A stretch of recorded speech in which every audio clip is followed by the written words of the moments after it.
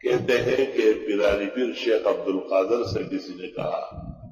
کہ کوئی وظیفہ، تو حضرت ہنس پڑے، فرمایا اگر مجھ جیسے بندوں سے پوری دنیا میں پوچھا جائے تو وہ حسن بصری سے پوچھیں گی، اور حسن بصری جیسے پوری کائنات اکٹھی ہو جائے تو وہ حضرت علی کرم اللہ وجہہ سے پوچھیں گے، اور حضرت علی اور تمام صحابہ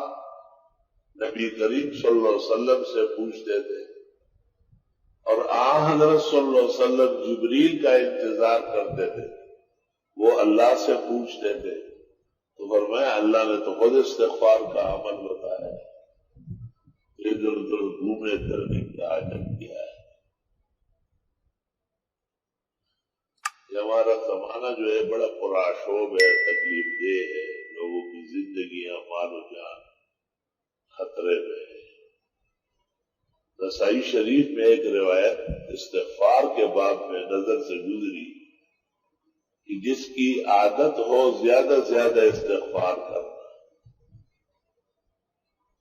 انتہا سلاح، اسے اسلحہ اٹھانے کی ضرورت پیش نہیں ہے۔ اور دوسرا مطلب اس کا یہ ہے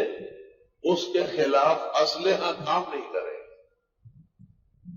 تو اتنا بڑا میزائل اور اتنا بڑا ٹریک تو پوری دنیا میں کسی کے پاس نہیں،